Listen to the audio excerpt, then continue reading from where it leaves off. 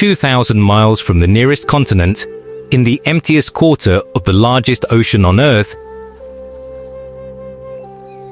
a chain of mountains climbs out of the seafloor and keeps climbing,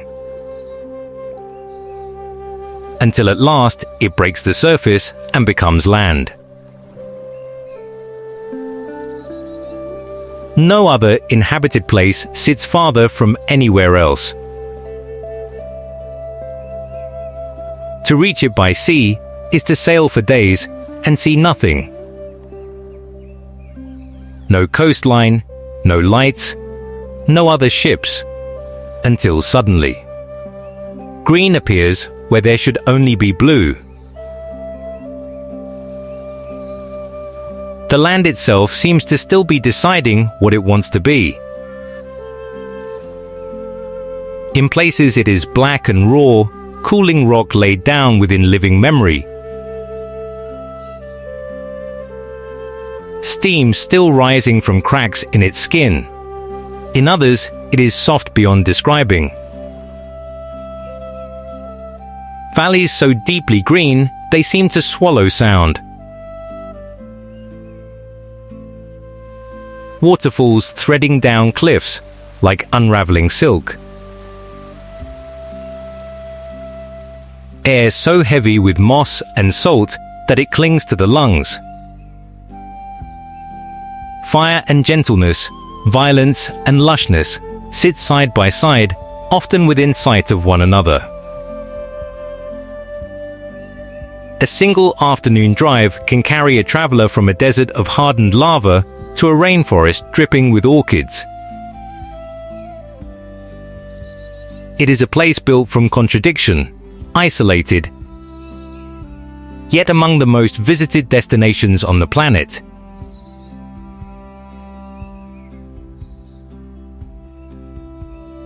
Young, geologically, yet home to some of the oldest continuously practiced navigation traditions in human history. Small enough to cross by car in an afternoon.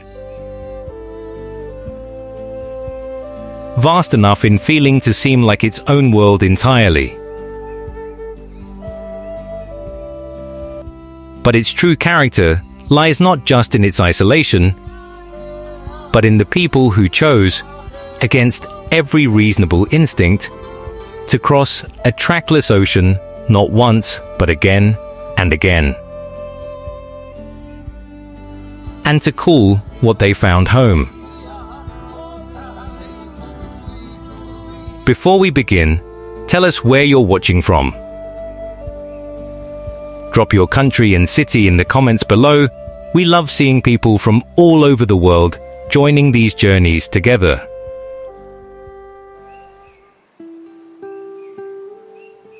At the center of this place is a contrast as old as its first canoes.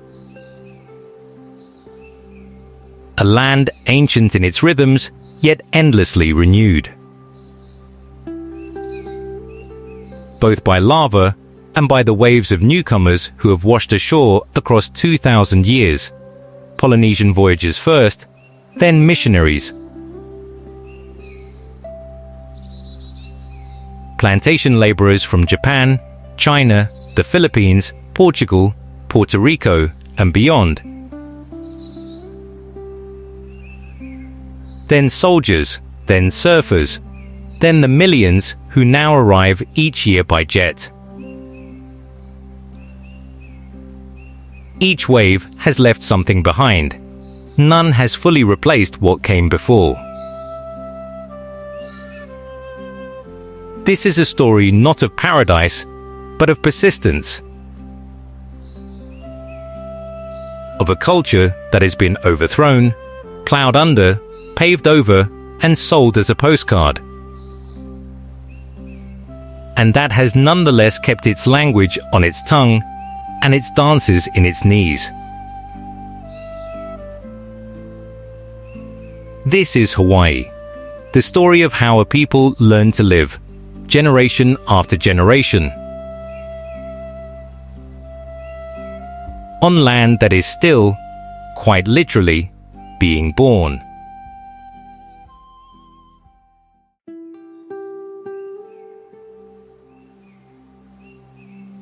Nothing here is finished.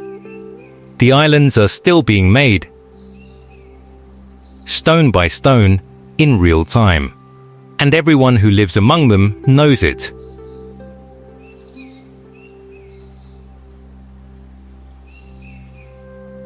On the Big Island, lava has swallowed roads within living memory, has taken houses, has added new coastline to the map in a single week. Farther up the chain, the same volcanic hotspot carved Oahu and Kauai millions of years earlier. And those islands have had all that time to soften, its jagged basalt worn down into the deep folds and razor ridges that make the Napoli coast look, from a distance, like the pleats of a closed fan. To live here is to live beside a landlord who never fully retires. Farmers plant in soil so rich it seems apologetic for the danger beneath it. Fishermen read the ocean the way others read weather reports, watching the swell direction, the color of the water, the behavior of seabirds. Because the sea here can turn from glass to fury within an hour.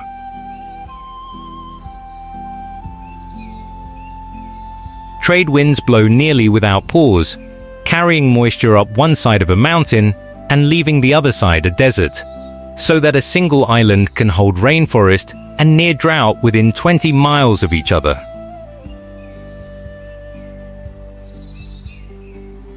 This constant proximity to elemental power breeds a particular temperament, not fear exactly, but respect worn as habit.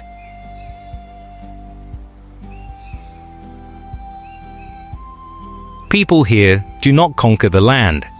They negotiate with it, make offerings to it, name storms and lava flows as though they were relatives.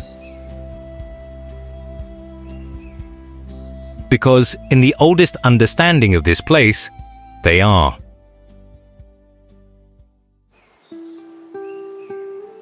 For all its fame, this is a small society.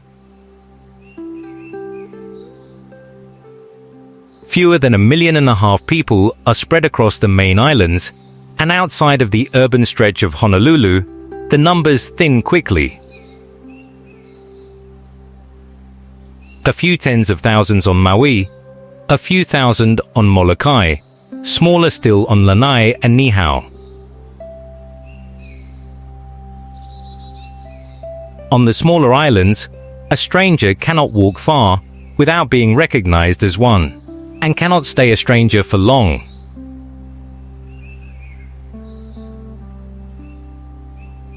Everyone, it seems, knows everyone, or at least knows someone who does.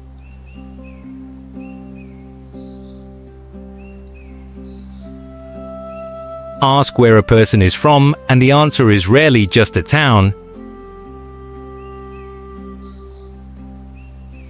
It is a web of relations, whose cousin married whose neighbor, which family used to run the general store, who went to school with whose father. Introductions here are genealogies in miniature. A checkout clerk might turn out to be a second cousin.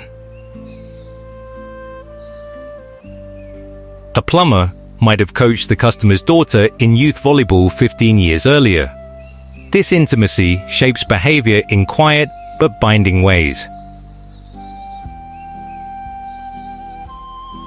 Reputation travels faster than any road can carry a car.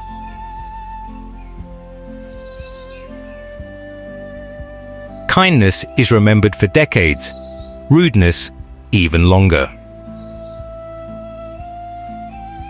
In a place this small, no one is ever truly anonymous, and so no one is ever truly alone, either for better and, on hard days, for worse.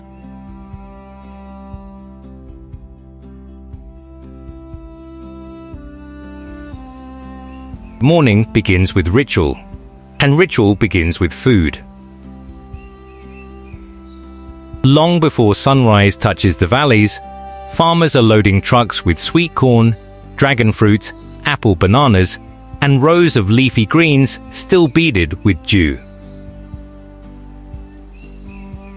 Driving them to the same patch of grass or parking lot where the community has gathered every week for years, sometimes decades. By 7, the air smells of grilled meat, roasting coffee, and cut pineapple. And the crowd moves not in the hurried scan of shoppers, but in the unhurried drift of neighbors. Conversation here is not incidental. It is the point.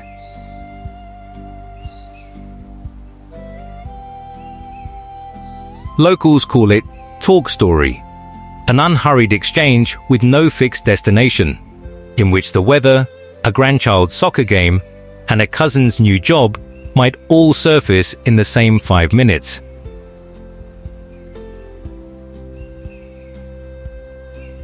A transaction over a bag of lychee can take 10 minutes and end with an invitation to dinner. Vendors know regulars by name, by order, by the names of their children.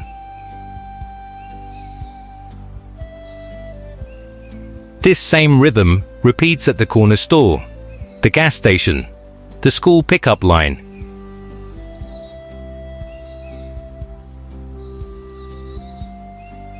Small daily crossings that, stitched together, form the true infrastructure of community life, far more binding than any road or bridge.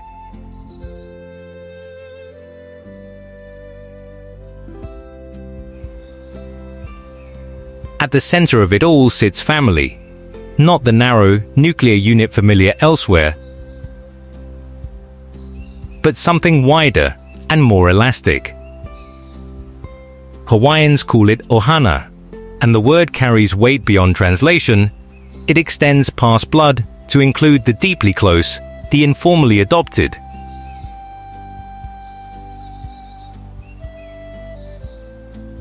The neighbor who has fed a family through hard years and is thereafter simply kin. A household here might include 3 generations under one roof, aunties and uncles who share no blood but share every holiday. Cousins who function as siblings. Children are raised not by 2 parents alone, but by a rotating cast of grandparents, aunties, and family friends, all authorized to discipline, to feed, to claim credit for a child's success.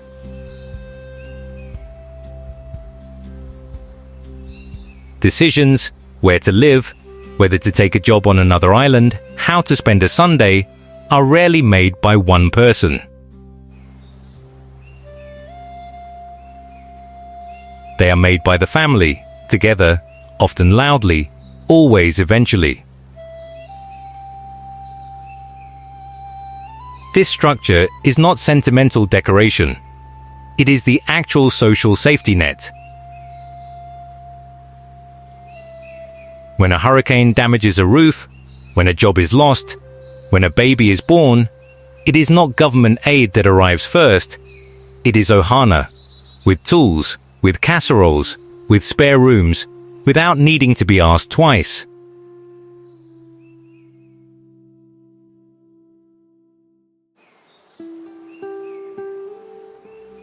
Some traditions survive not because they are useful, but because they remind a community of what it once needed. The hukilau, a communal net fishing gathering, historically used to pull in massive shared catches, is one such tradition.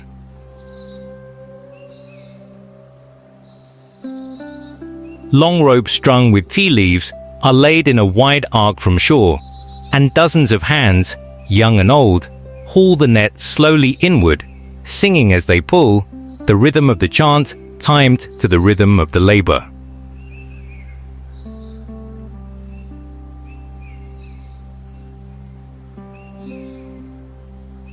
No single family owns the catch. It is divided among all who came to pull. According to need as much as effort, the elderly widow down the road receiving a share equal to the strongest young fisherman's. In earlier generations, this was simple necessity. No one family could haul enough fish alone to survive a lean season.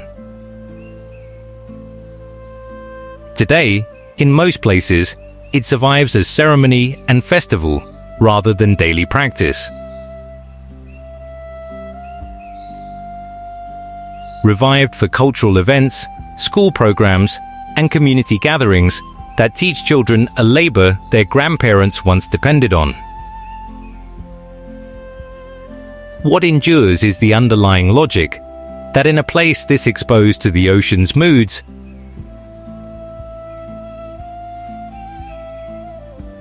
survival was never a solitary undertaking, and the memory of shared nets still shapes how neighbors show up for one another. If there is a single institution where this community fully becomes itself, it is not a building at all, but an open-sided carport, a backyard, a stretch of beach after the crowds have left.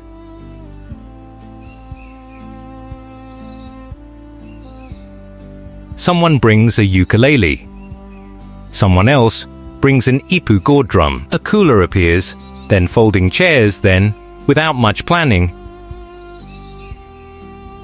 a kanikapila, literally playing music, has begun, and it will run for hours.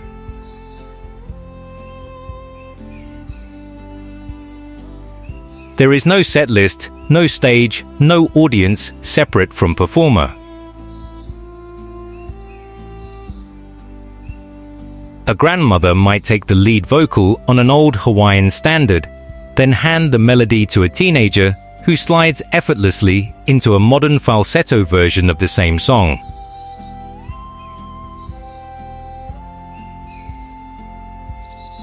Harmonies layer in uninvited from whoever happens to know the part. Someone always knows the part. This is where news actually spreads, where courtships quietly begin, where grief is processed through song rather than speech, where a returning serviceman or a graduating senior is welcomed home with an ease no formal ceremony could match.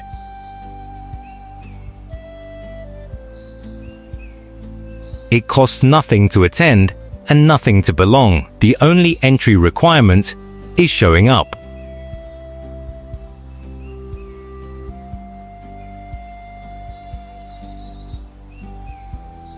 Before, there was a written Hawaiian alphabet. There was Oli, Chant, unaccompanied and precise. Used to request permission to enter a forest. To recount a genealogy stretching back dozens of generations. To mark a birth, a death, a shift in season. Hula developed alongside it, not as entertainment, but as a form of literacy.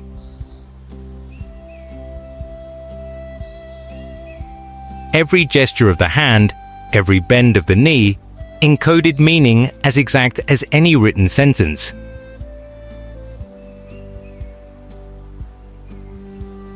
Telling stories of gods, wind, rainfall, and warfare through the body alone.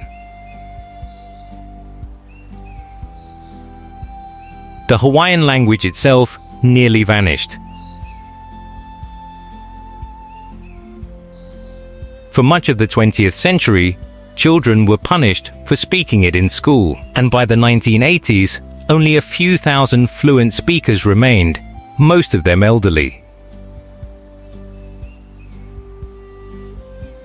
Its recovery since then, through language immersion schools, or Punana Leo, and university programs, stands as one of the most notable indigenous language revivals anywhere.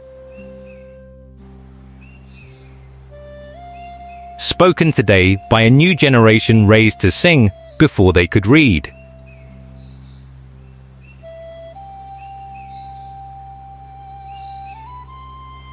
Craft carries the same weight.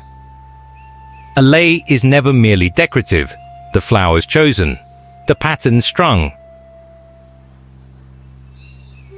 The way it is presented, draped over both hands, never simply tossed, communicate respect, welcome, mourning, or love, depending entirely on context that outsiders rarely see.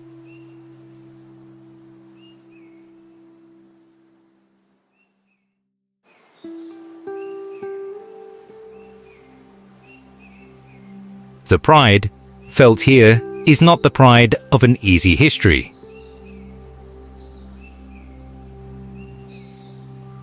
In 1893, the Hawaiian Kingdom, a sovereign, internationally recognized nation with its own monarchy, was overthrown by a group of American and European businessmen, backed by US Marines. Queen Liliuokalani was placed under house arrest in her own palace.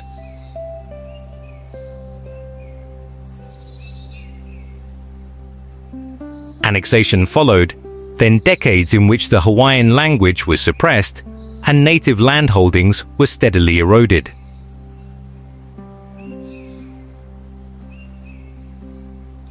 Alongside this ran the plantation era, when tens of thousands of laborers were brought from Japan, China, the Philippines, Portugal, and elsewhere to work sugar and pineapple fields under grueling conditions. Housed in ethnically segregated camps designed, in part, to keep workers from organizing across language lines. They organized anyway. Strikes in the early and mid-20th century, often carried out across those same language barriers through sheer persistence, helped build the labor protections much of the island's working population still relies on.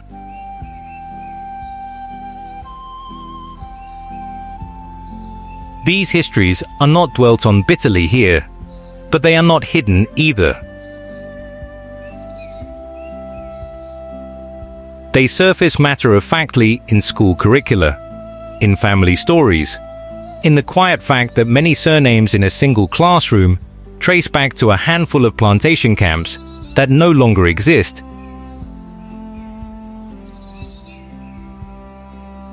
Remembered now mostly in food, in language, and in the tightness of communities that hardship welded together.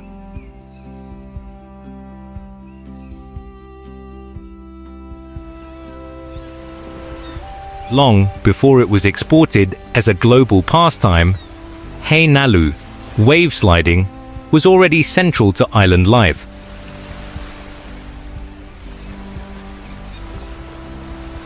Practiced by commoners and chiefs alike, though chiefs alone were once permitted the finest boards and the best breaks.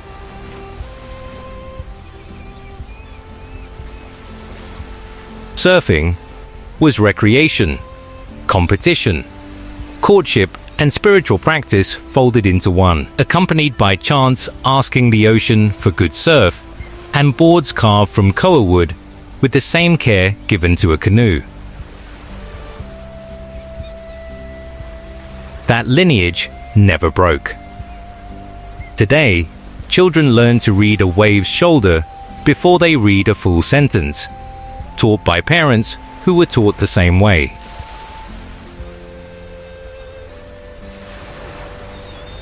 Outrigger canoe paddling carries equal weight, contested in fierce, closely watched regattas between clubs from different towns.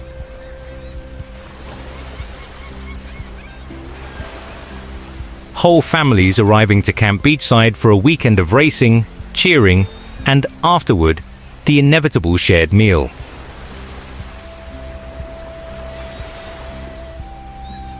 These are not staged spectacles for visitors, though visitors are welcome to watch.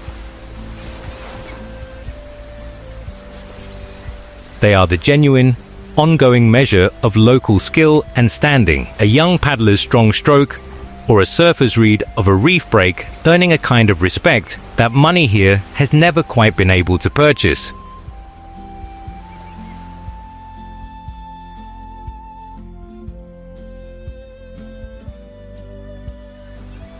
Before resorts, before airports, the economy here was written directly onto the land and into the reef. Taro, grown in flooded terraces called loi, and pounded into the staple poi, was cultivated using irrigation systems engineered with such precision that some remain functional after centuries. Fish ponds, walled enclosures built directly into the shoreline, allowed communities to farm fish with a sophistication that predates modern aquaculture by well over 1,000 years. Trade moved between islands and mountains to sea-land divisions called ahupua, self-sufficient wedges of territory running from ridge to reef, designed so that a single community could access timber, farmland, fresh water, and fishing grounds without depending on any other district.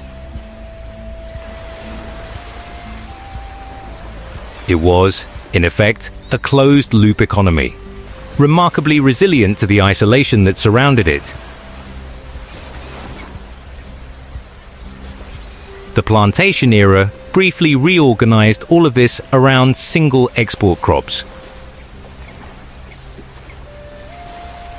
Sugar, then pineapple, planted across vast, uniform fields that reshaped the landscape and displaced older subsistence patterns. Those industries have since largely departed, their fields sold off or left fallow, but the older knowledge of loi and ahupua has never fully disappeared. And in recent decades has seen a quiet, determined revival among younger farmers seeking to restore it.